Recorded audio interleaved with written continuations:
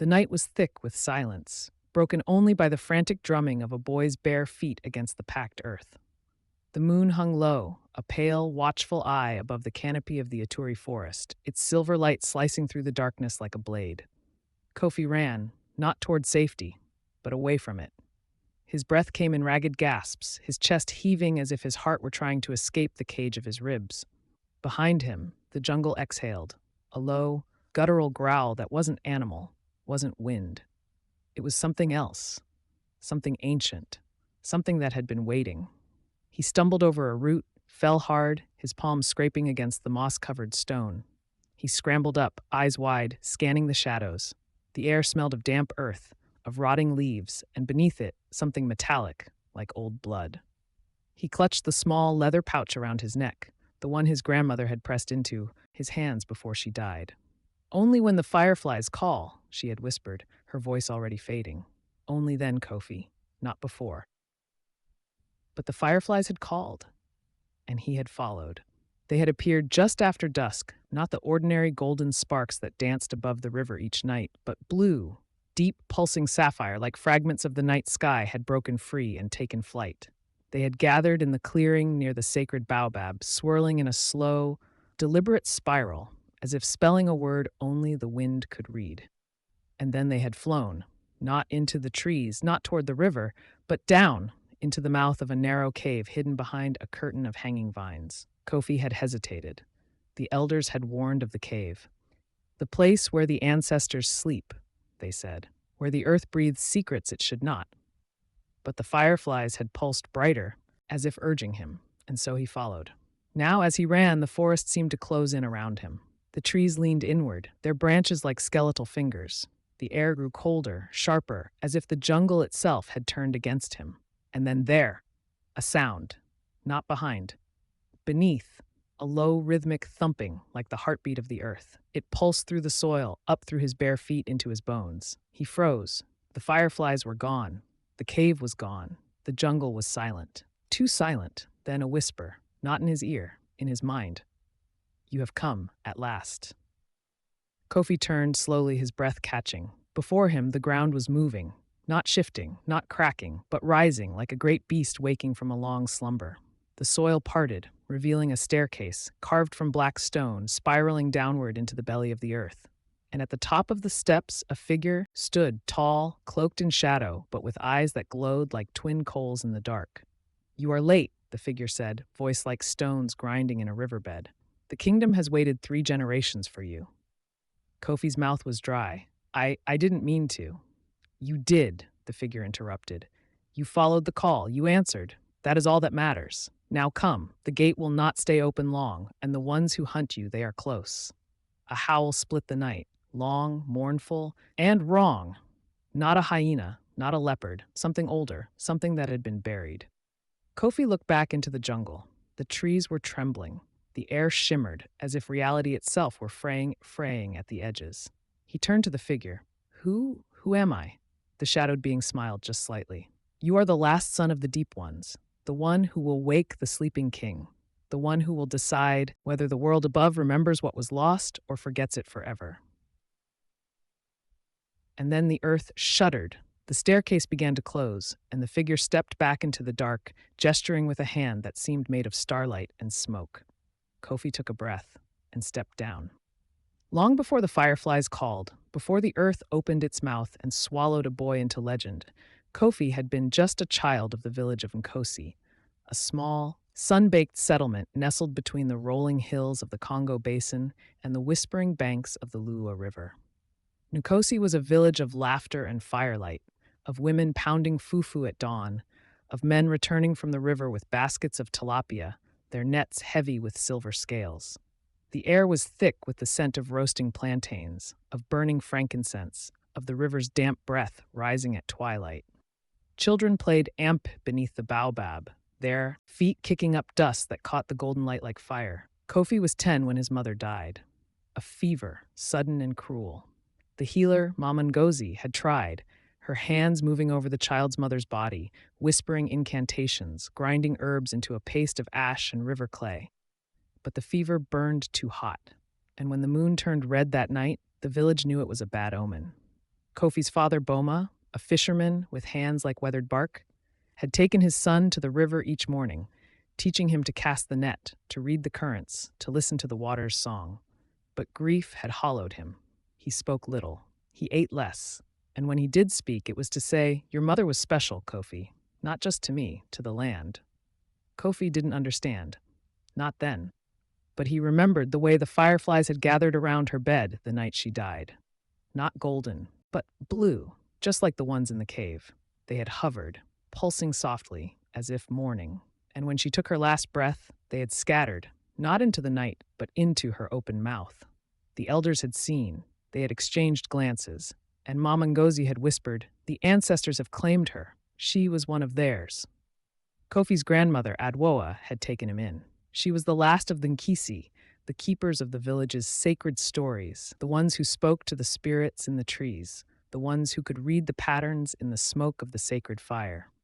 She lived in a hut at the edge of the village, near the old baobab, where the roots twisted into the earth like the fingers of a buried giant. Her hut was small, but inside, it smelled of dried herbs, of cowrie shells, of the faint, sweet scent of kola nuts. Shelves lined the walls, filled with clay pots, bundles of dried leaves, and small wooden figures carved with faces that seemed to watch you. Adwoa was small, her skin dark as mahogany, her hair white as river foam. But her eyes were sharp, alive, as if they held the memory of every story ever told. "Kofi," she would say, "you are not like the others. You carry something in your blood, something old, something that has slept for many years." She taught him the proverbs of the forest. When the spider weaves at midnight, it is not for flies, but for the soul. The river does not remember the stone, but the stone remembers the river. A child who walks with the fireflies does not walk alone. She told him stories of the first people who emerged from the earth, of the great serpent Mami Wata who ruled the rivers, of the Asambosam, the iron-toothed forest spirits who fed on the unwise. But one story she told more than any other, the story of the deep ones. "Long ago," she said one evening, as the fire crackled in the hearth and the crickets sang outside, "when the world was still young, there were two kingdoms. One above where the sun ruled and men walked with pride. One below where the moon was king and the earth itself was alive. The people of the underground, the Abantu Bamazulu, the deep ones, lived in cities carved from living stone, lit by rivers of molten crystal. They were wise, they were strong, and they were connected to the earth, not just as dwellers, but as children of the soil." Kofi leaned forward. "Why don't we see them now?" Adwoa stirred the pot of egusi soup, the scent of melon seeds and smoked fish filling the hut, because they were betrayed. By who? By the ones who feared them, the ones who wanted only the world above. A war came, not with spears and shields, but with words, with lies. The elders of the surface claimed the deep ones were dangerous, that they sought to swallow the sun, to drown the sky. But it was not true. The deep ones only wanted balance. They offered to share their wisdom, their medicine, their power over the roots of life. But the surface world refused. And so the surface world attacked. Kofi's eyes widened. "With magic?" Adwoa nodded. "With seals. They used sacred stones, carved with the names of the ancestors, to close the entrances to the underground. They buried the gates, they cursed the paths, and they made the world forget." "But why?" Adwoa's voice dropped. "Because the deep ones had a secret. A child, a boy born under a blue moon, with eyes like fireflies and a heartbeat that matched the pulse of the earth. He was the anointed one, the one who could open the gates again, who could wake the sleeping king. The last ruler of the underground, sealed in a chamber of living crystal, waiting for the return of the true heir." Kofi swallowed. "And what happened to the boy?" Adwoa looked at him, long and deep. "He was taken, hidden, his bloodline scattered across the villages, disguised as ordinary people. But the fireflies remember, the earth remembers, and every generation the call goes out, find the child." Kofi felt a chill. "And the call?" "The fireflies," she said softly. "Only they can find the bloodline. Only they can guide the child home. And when the time is right, they will come." She reached into her basket and pulled out a small leather pouch, tied with a thread of red and black. "This," she said, placing it in his hands, "is a kola nut, blessed by the ancestors. It will protect you, but only after the call, not before." Do not open it, do not wear it. Only when the fireflies come. Only then. Kofi nodded, but his heart pounded. He didn't believe it. Not really. It was just a story. A tale to frighten children into obedience. But then, 3 years later, his grandmother fell ill. It was not fever, not disease. It was emptiness. She sat by the fire one evening, her eyes fixed on the flames, and said, "The fireflies are restless. They call to me, but I am too old, too weak. The call is for you, Kofi." "No," he said. "You'll get better." She smiled, a sad, knowing smile. "I have lived my time. I have told the stories. Now the next chapter is yours." That night she died, and the fireflies came, not to mourn, to gather. They swirled around her hut, blue and pulsing, forming a spiral above the roof. And as the last breath left her body, one firefly, larger than the rest, its light brighter, landed on the pouch in her hand. It glowed once, then flew to Kofi's chest, where it hovered as if waiting. He didn't understand, but he felt it. A pull, a call, a memory that wasn't his. The next morning, he found the pouch on her pillow. He tied it around his neck, just as she had said, and for days nothing happened, until the night of the full moon. The village was quiet. The festival of Ukwa, the night of remembrance, had ended. The elders had burned offerings at the baobab, the women had danced barefoot on the earth, the children had eaten roasted corn and laughed beneath the stars. Kofi sat by the river, skipping stones. He was 15 now, tall, lean, with eyes that seemed too old for his face. He had grown up fast, working the fields, helping Boma with the nets, listening to the elders' warnings. But that night, the river was different. It shimmered, not with moonlight, but with a blue light rising from beneath the surface. And then from the water the fireflies emerged, not one, not two. Hundreds. They rose like a living mist, swirling, pulsing, forming a path across the river, toward the cave. Kofi stood, his heart hammered, the pouch around his neck grew warm.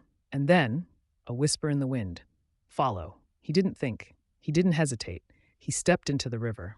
The water was cold but not biting. It welcomed him. The fireflies led him across, their light guiding his feet on the slippery stones. And then, behind the curtain of vines, he saw it, the cave, the mouth of the earth. He entered.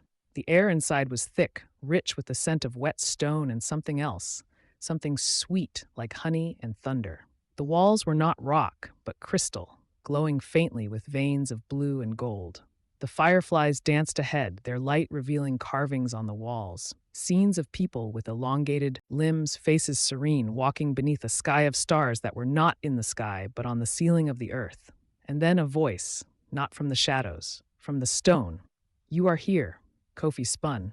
A figure stepped forward, tall, draped in a robe of woven moss and starlight, face hidden in shadow, but the eyes, blue like the fireflies. I followed the light," Kofi said. "You followed the call," the figure corrected. "The call that has echoed through your blood since the day you were born. You are Kofi, son of Boma, grandson of Adwa, but you are also Nkosi, the lost heir, the one who bears the mark of the deep ones." Kofi touched his chest. "I don't understand." "You will," the figure said. "But first, you must prove yourself. The path ahead is not for the faint of heart. It is for the one who remembers what was forgotten, the one who dares to see." The figure raised a hand. The crystal walls shifted. The carvings came alive, shadows of people, dancing, singing, building cities beneath the earth. And then a scene of war. Of surface warriors descending with torches and chants, sealing the gates with stones carved with the names of the ancestors. "They feared us," the figure said. "Not because we were evil, but because we knew. We knew the earth was not just dirt. We knew the rivers were veins. We knew the trees were lungs. And we knew the balance between above and below, between light and dark, between life and memory." Kofi stepped forward. "What happened to the king?" "He sleeps," the figure said, "in the heart of the underground, beneath the chamber of roots. The seals hold him, but they weaken. The world above is dying, Kofi. The rivers run dry, the soil turns to dust, the ancestors weep, and the balance is broken. Only the king can restore it. But he cannot wake without the air, without you." Kofi shook his head. "I'm just a boy. You are the last. Your grandmother knew. Your mother knew. The fireflies know. The earth remembers." The figure stepped closer. "But the surface world does not want you to succeed. They have sent their hunters, The shadow walkers, spirits bound to the surface, who feed on the fear of those who seek the truth.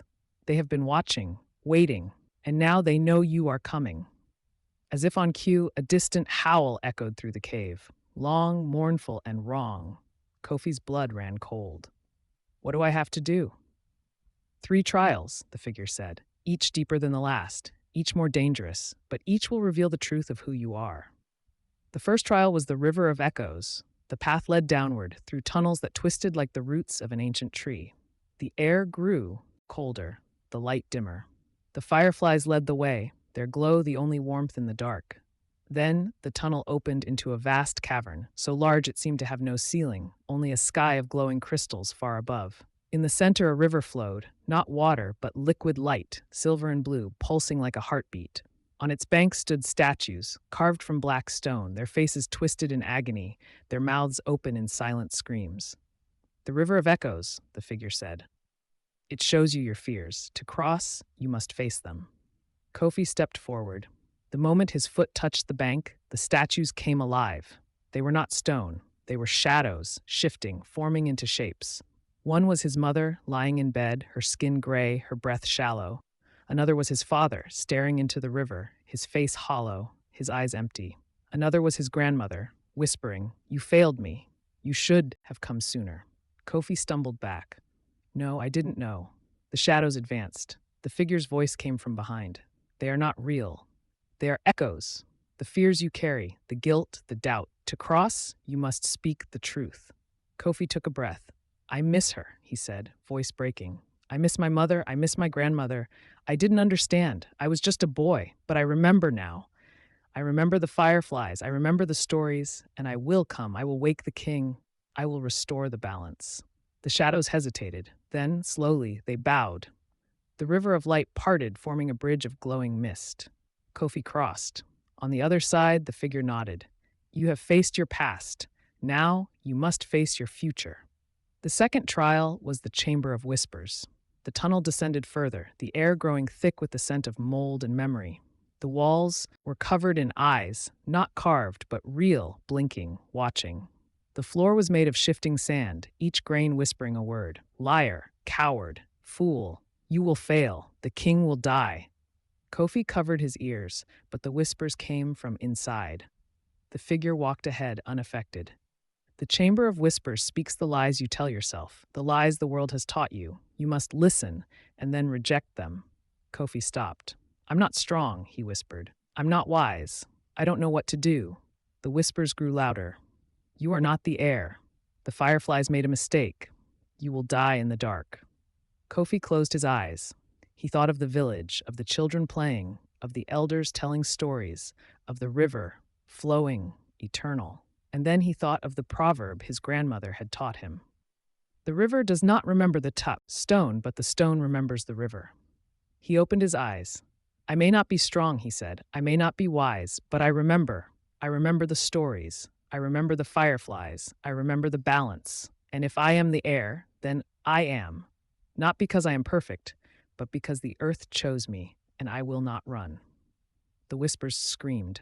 Then one by one they stopped. The eyes blinked shut, the sand settled, and a path of glowing crystals appeared, leading downward. "You have silenced the lies," the figure said. "Now only one trial remains." The third trial was the Hall of Mirrors. The tunnel opened into a cavern so vast it seemed to stretch into infinity. The walls, floor, and ceiling were made of mirrors, not glass, but polished obsidian, reflecting not just light, but souls. In each reflection, Kofi saw a different version of himself.